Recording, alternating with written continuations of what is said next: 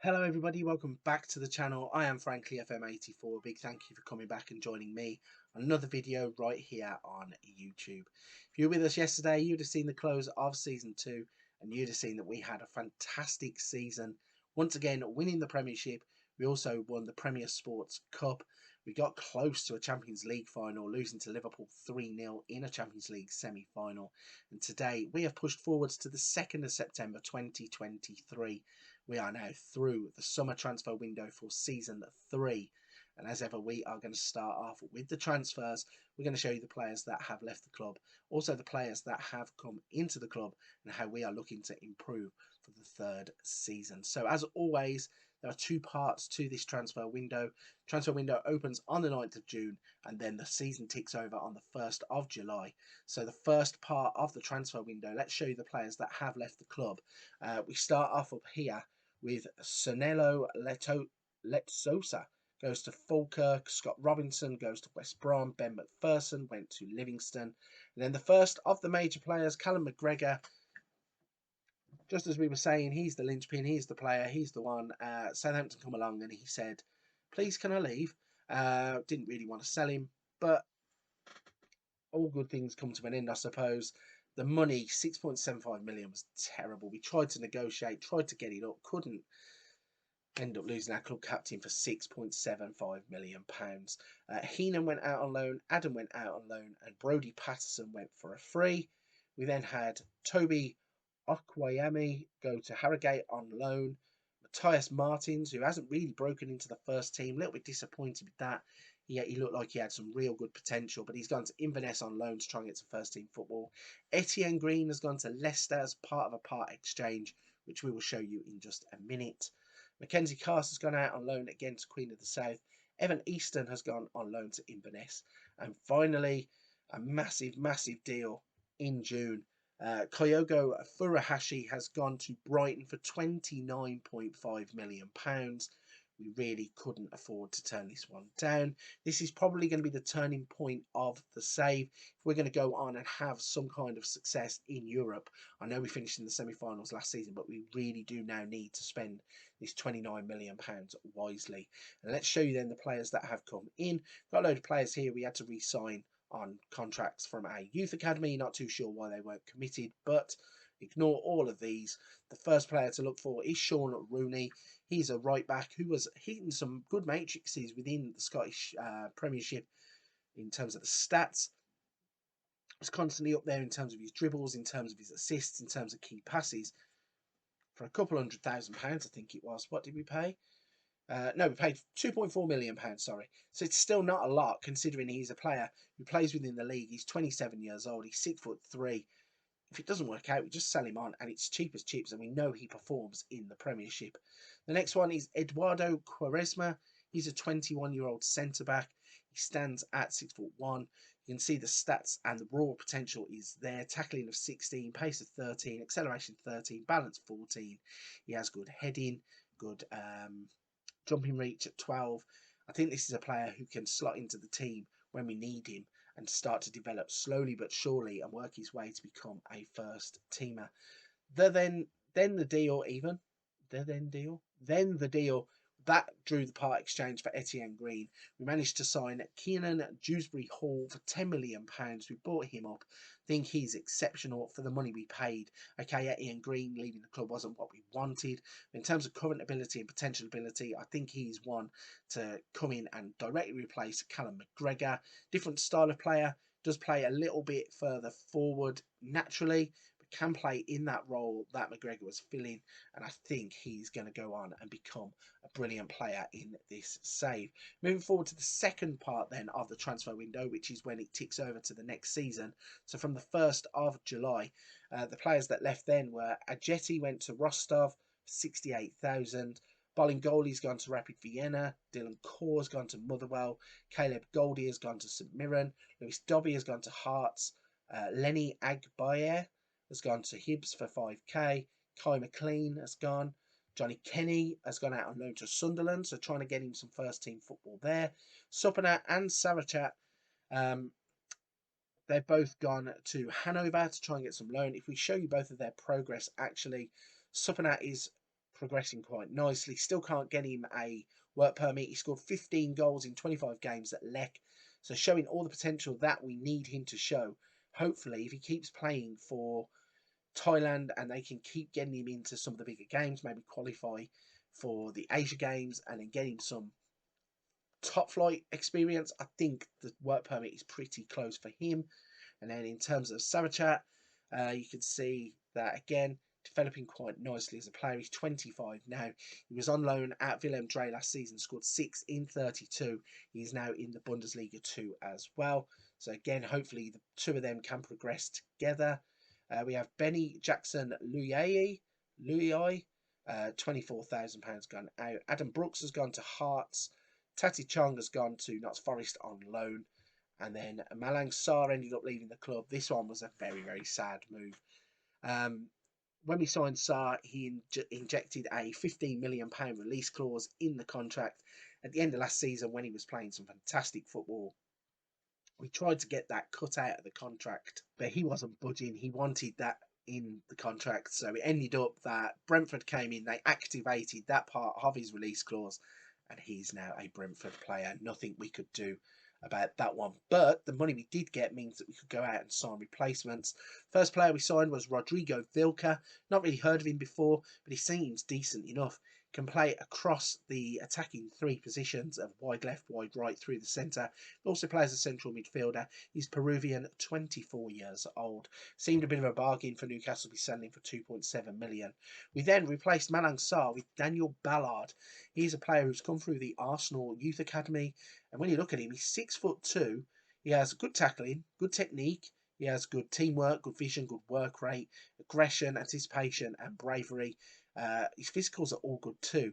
For the age of 23, for Arsenal to just be letting him walk away on free transfer, I'm not too sure is the right thing for them to do. But he's there, was their player. He's now our player, and we signed him on a free. The next one was Henry Lawrence. Just look at that pitch graph there. Anywhere on the left, anywhere on the right, anywhere through the middle, apart from a striker. This kid, is there anything he can't do? Coming from Chelsea Academy, I think he's a player that we might have just stolen. He has been out on loan. He was at loan at Wimbledon, was on loan at Aberdeen last season. He played 32 games for Aberdeen. So we swooped in and just picked him up on a free transfer. Even if we don't play him too often, the fact he can play left or right back is amazing. Also, he's now worth £7 to £8 million, so it will tick that box of buying players to sell on for a profit. The next player was Noah Okafor. He is a right or left winger who has electric pace at 15, acceleration of 16, dribbling 14, first touch of 15, finishing of 9. He's one of these Red Bull Salzburg wonder kids. I think this is a real bargain, and I think he's going to go on to be an absolute fantastic acquisition for the club. And the last player was Gonzalo Plata. He's a left or right winger who can play through the middle. Another one of these quick, dynamic wingers. Good pace, good acceleration, good flair, good long shots, passing, penalties, technique. It's all there. This kid has flown under the radar for me on so many of these saves. I mean, we picked him up for 6.75 million from Sporting, and I think that is an absolute steal. So those are the players that we bought in. That is the way that we have upgraded the squad. We're at the 2nd of September 2023, so we've played some games. Before we show you how we've been getting on in those games, though, quickly at the finances tab, you can see £85.3 million in the bank now. And we are leaving the transfer window with 17 million available. Means going into the winter transfer window, we are going to have quite a lot of money to spend. We have a £100,000 gap in the wage budget also. So the club is now running exceptionally well financially. Status is rich. In terms of the club vision then, still striving to make progress on and off the pitch, hopefully by getting into the Champions League semi-final and consistently being in the Champions League. That will help. Work within the wage budget, on course. Sign players to sell for a profit, they're pleased. Spend the original transfer budget, delighted. Minimum 2-year contracts for the first team players, we do that all the time anyway. Champions League, want to be competitive, want to win the Premiership, want to win the Scottish Cup, want to win the Sports Cup. So obviously the board know we are the best team in Scotland now, and they expect us to perform like we are. Going forwards, contract is up for renewal, and then we are continuing to win the Premiership going forwards. Let's have a look then back at the competitions tab. little look at the Premiership in depth. You can see we have played 4 games, we have won 4 games, we have a goal difference of 6, we have 12 points on the board. We are already 3 points clear of Rangers. Let's show you the schedule and how we started the season. From competitive games, we won 2-0 against Dundee, goals from Hatate and Juranovic. Beat Inverness 1-0 with a goal from Lazaro. Beat St Johnstone in the Premier Sports Cup second round 2-0 after extra time. It's disappointing to see us get there, but Lazaro and Dewsbury Hall getting the goals that put us through. Aberdeen, we won 3-1 in the Premiership. Turnbull, Villar and Noga. And then finally beating Rangers before we come back in 2-1 victory there. Turnbull and Boga getting the goals. So a great start to the season. We are undefeated already. Goal difference of 6, 12 points. Let's have a little look at some player stats. Most goals, Nisbet is leading the way this season. Sifchi, Elias Hoff Melkerson is up there as well, playing for Hibs. There are quite a number of players on the board, but we are not represented. Most assists goes to 2 players, Lazaro and James Tavernier. However that is said, they are both leading the way. Nisbet has most shots. Okafor, Lazaro and Boga represent us on that. Most player of the match awards goes to Jordan Archer. We don't have a player on there. Most key passes goes to Ioannis Hadji. We have Boga, Hatate and Villar on that one. Most tackles won, Marcus Fraser leads the way. Rio Hatate is there in joint 6th place on 12. Most dribbles made goes to James Tavernier. Noah Okafor, Jeremy Boga, both there, 17 and 15 in terms of dribbles. Most clean sheets, Alex Meret playing his heart out now, got the #1 job. Etienne Green has gone away, so he's the best goalkeeper in the league at the moment. Conceded 2 goals from 4 appearances. In terms of key passes per 90 minutes, Boga 5.19, distance covered, Hatate 59.5 km. Games won, Maida and Boga with 4. Dribbles per 90 minutes, 4.53 from Noah Okafor. Cross completion, 66% for Chavi Simons. Average rating, no players on there. Headers won ratio, Alex Merritt, 100% of headers won. Why would a goalkeeper have 100% headers won? Not too sure, not too fussed. Back to the competitions tab then, before we start wrapping this one up. We are in the Champions League group stage. We've been drawn with Manchester United, Roma and Valencia. Not too sure if that's more difficult or not than last season, but we're going to give it a good shot at getting into the knockout rounds once again. Semi-final was good last season. We need to go one better if we can, but obviously we're still in that rebuild process, so we are on our way. Rangers in the Premier Sports Cup we will be playing, and then we enter the 4th round of the Scottish Cup as we go along. So, a great start to the season. Let's look at the squad and the assistant report then, just quickly.